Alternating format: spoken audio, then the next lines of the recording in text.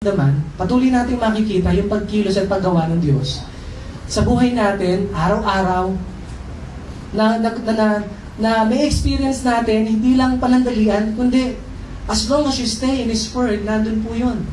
As long as you stay in His Word, nandun yung kalakasan. Patuloy naman natin mananatili yun sa ating buhay, sapagkat sabi po ni Lord yan na lahat ng bagay na nakuha natin, intindihan na natin, na ibinigay niya na sa atin, yun talaga yung magbibigay sa atin ng joy. Hindi naman yung dami kong pera, ang dami kong ganito. Hindi po yun Nasa Lord po ang lahat. Amen?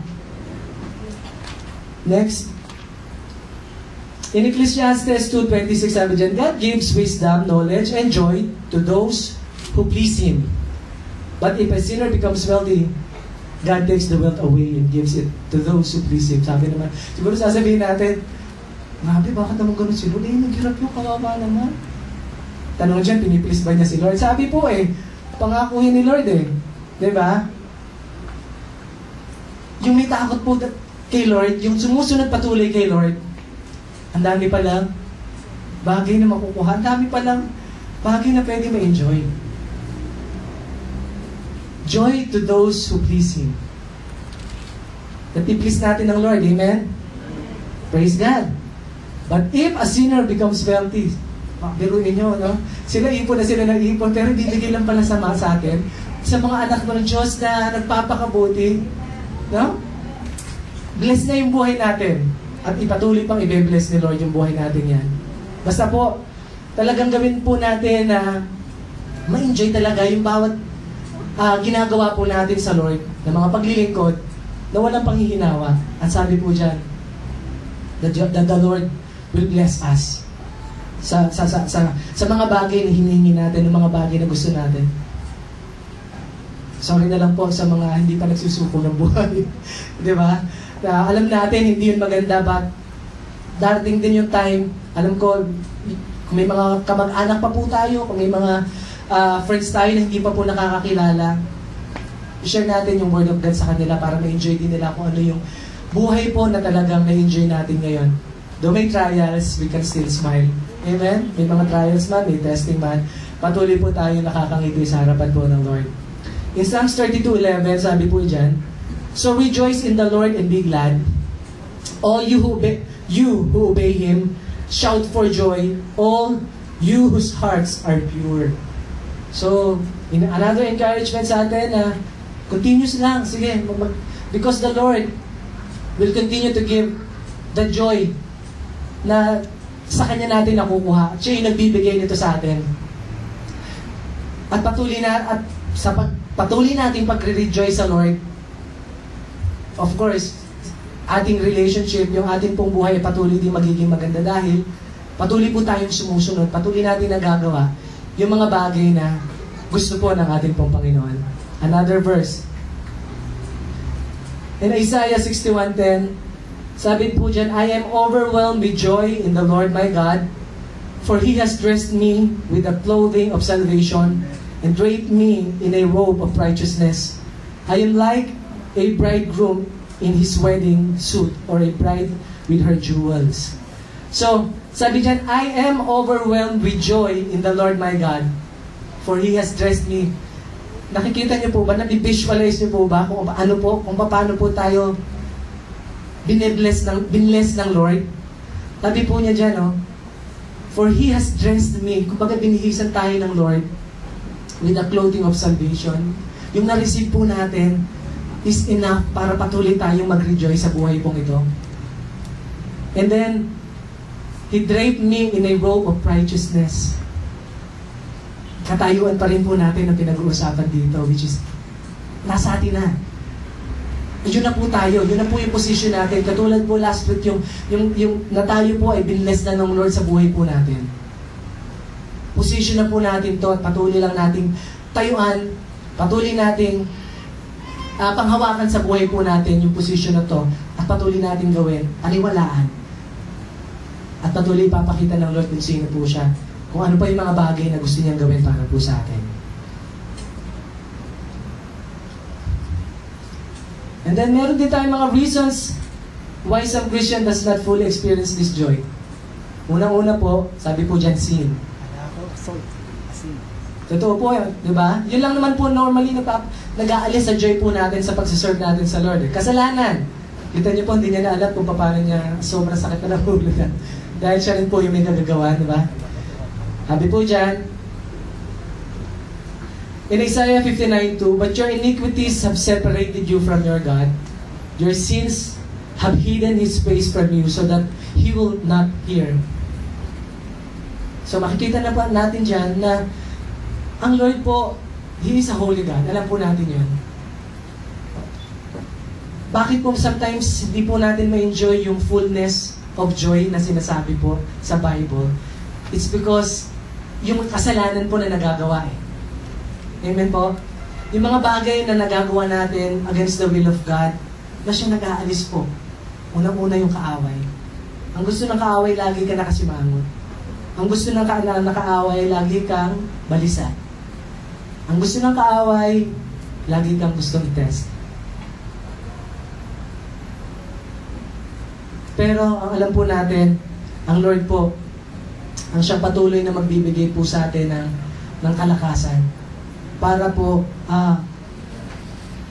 tayo makapanatili na anuman po yung testing na dumarating, anuman po yung mga bagay na nangyayari, mananatili tayo sa joy of the Lord because yun po yung katayuan natin. Yun po tayo sa harapan ng Diyos. At wag po nating hayaan na ang kaaway yung magdidikta kung kailan tayo magiging masaya, kung kailan tayo magiging malungkot.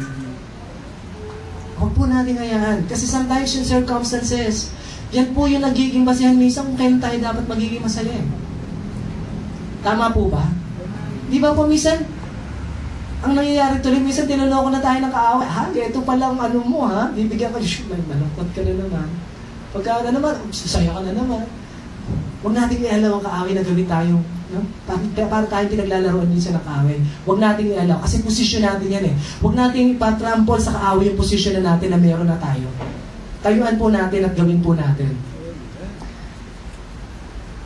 Ito po sa Psalms 51:10. Ito po na nagkamali si King David na nagkaroon siya ng relationship kay Bathsheba na kung saan hindi tama, mali.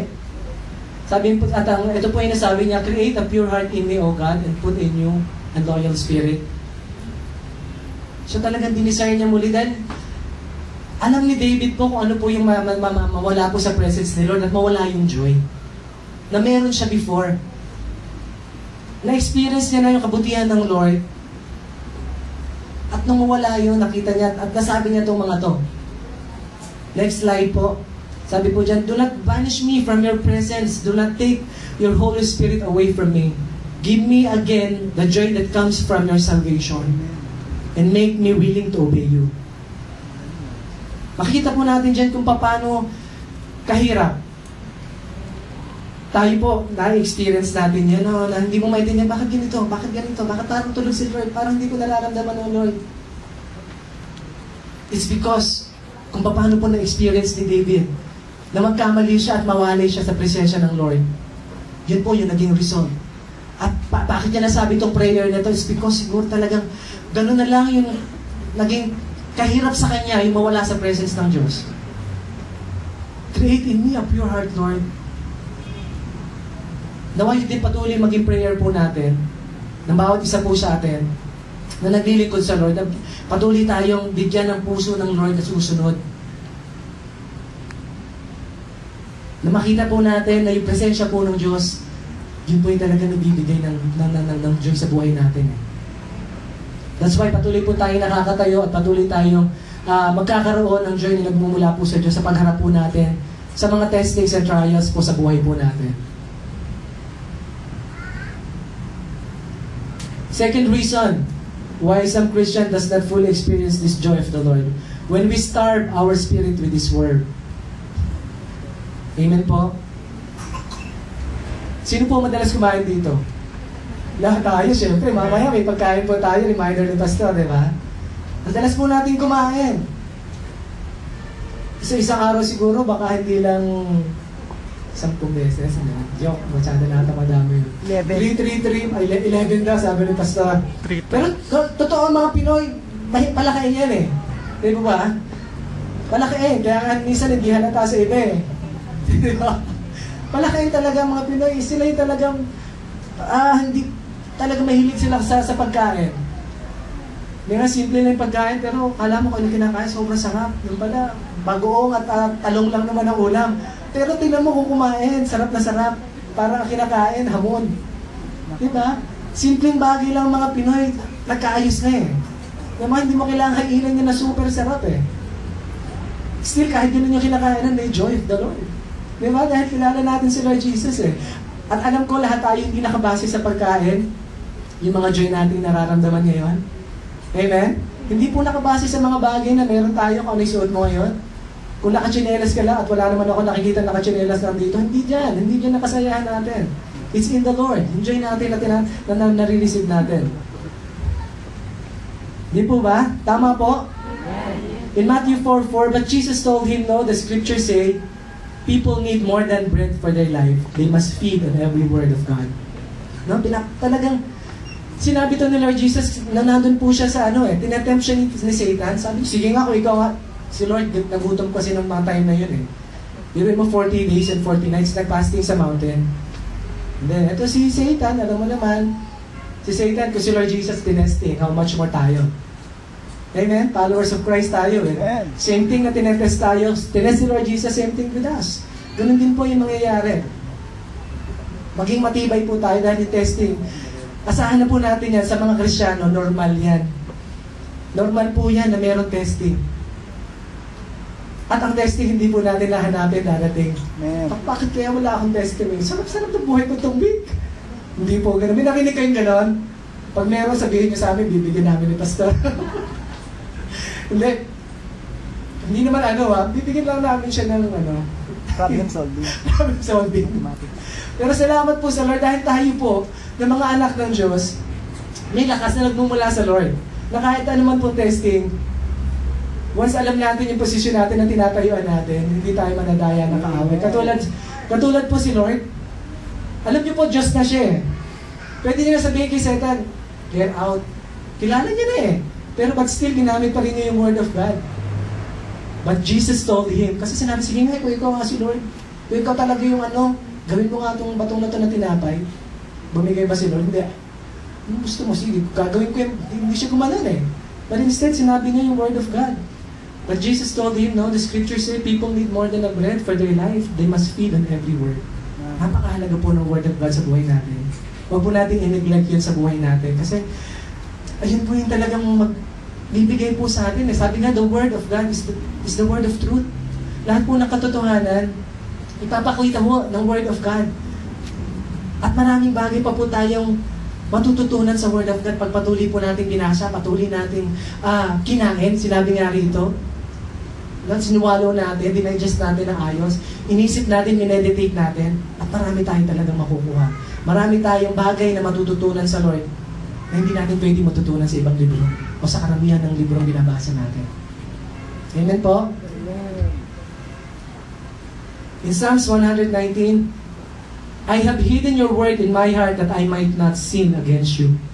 Si King David pa rin po, na talagang yung word of God is talagang ganun na lang niya tinreasure sa buhay niya, sa puso niya. Na every time talaga na probably binabasa niya to, talagang ganun na lang niya kinikip sa puso niya. Ganun na lang niya ninanamnam, ganun na lang niya talaga minimeditate. At yun din yung bagay na gusto gawin, ipagawa sa atin. Para maiwasan po natin na, para totally at fully man natin ma-experience talaga lagi yung word, yung presence ni Lord, yung joy ni Lord na binibigay niya sa atin. In Hebrews 4:12, for the word of God is full of living power. Sabi po dyan, it is sharper than the sharpest knife, cutting deep into our innermost thoughts and desires. It exposes us for what we really are. Amen. Amen, di ba? Sabi ko nga kanina, talagang marami ipapakita si Lord eh. Minsan niya hindi na tao magsasabi siya, alam mo may mali ka. Minsan, just read the word of God at masasabi ko, mali ako talaga. Totoo po yan. The experience po namin yan. nabibasahan mo lang po yung Word of God, ang dami nang nire-reveal sa'yo ng Lord through His Word eh. Kasi totoo po eh.